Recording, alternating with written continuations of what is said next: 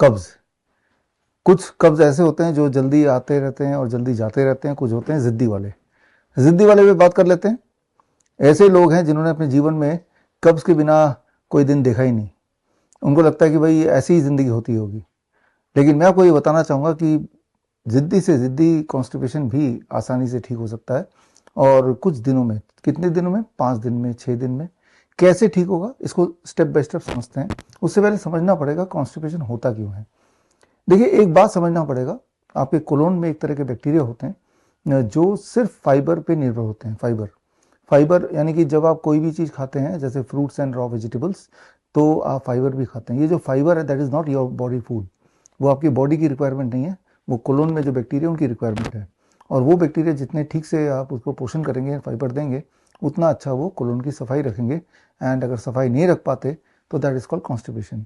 As simple as that. Constipation बहुत लंबे समय तक रहेगा तो कुछ लोगों को उससे कई सारी और दिक्कतें, जैसे पाइल्स है, फिशर्स हैं, और कोई अल्सर बनेगा, कोई ट्यूमर बनेगा, फाइनली कुछ कैंसर बनेगा, इंटरनल ब्लीडिंग होगी, या एनएस से ब्लीडिंग होगी।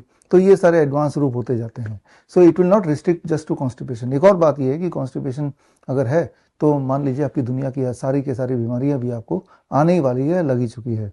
जितना साफ आपका पेट होगा उतना साफ आपका शरीर होगा। याद रखिए एक छोटी सी बात, आपके बॉडी के जो सारे ऑर्गन्स हैं, जितने भी ऑर्गन्स आप जानते हैं, चाहे वो ब्रेन हो, चाहे वो हार्ट हो, चाहे वो लंग हो, चाहे वो किडनी हो, उन ऑर्गन और एक्सटर्नल दुनिया के बीच में जो बैरियर है, that is your stomach.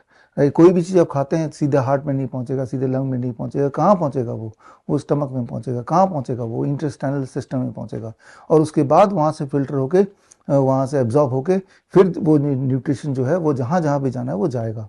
Right. तो the stomach is the barrier between the food and the rest of the organs. तो ये जो इंटेस्टाइनल सिस्टम है, इसको अच्छा होना ही पड़ेगा। अगर वो ठीक नहीं रहेगा तो समझ लीजिए कि आप ठीक नहीं हैं। बहुत सारी बीमारियां होंगी, न जाने कैसे कैसे। रह रह के बुखार भी रह सकता है, या फिर कमज़ोरी रह सकती है, थके थके रह सकते हैं, रात को नींद नहीं आ रही, सुबह नींद खुल नहीं रही है।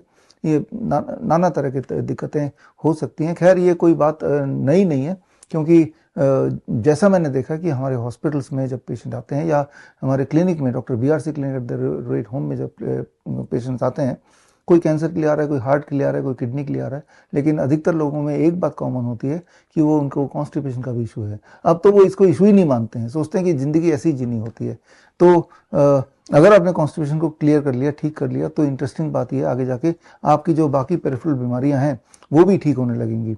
तो वाइस वर्सा है। तो चलिए सोल्यूशन की तरफ बढ़ते हैं। सोल्यूशन मैंने आपको अभी भी बातों बातों में बता ही दिया, और सोल्यूशन तो यही है कि आपके डाइट में अगर 60% कम से कम फाइबर नहीं हुआ तो समझ लीजिए कि आप कॉन्स्टिपेटेड ही हैं।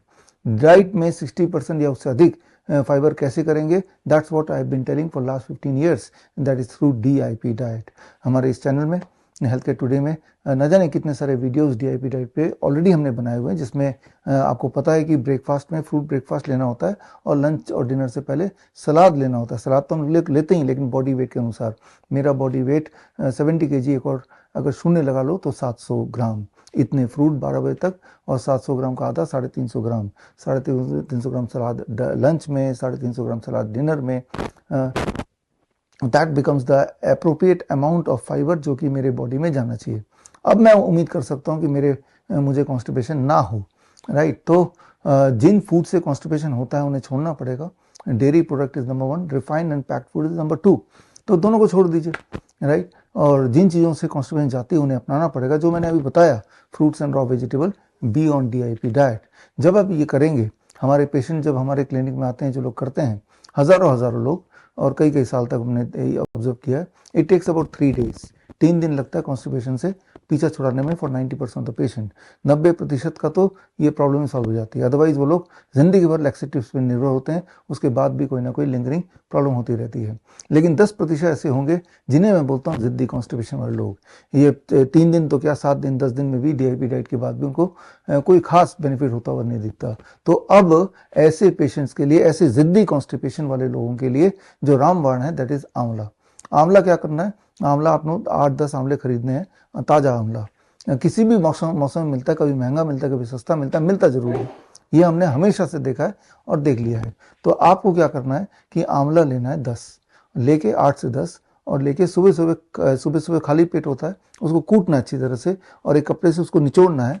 कोल्ड प्रेस जूसर से जूस भी निकाल सकते हैं, बट निचोड़ के भी काम चल जाएगा। करीब आधा कप यानी कि 100 ml जूस खाली पेट पीना है।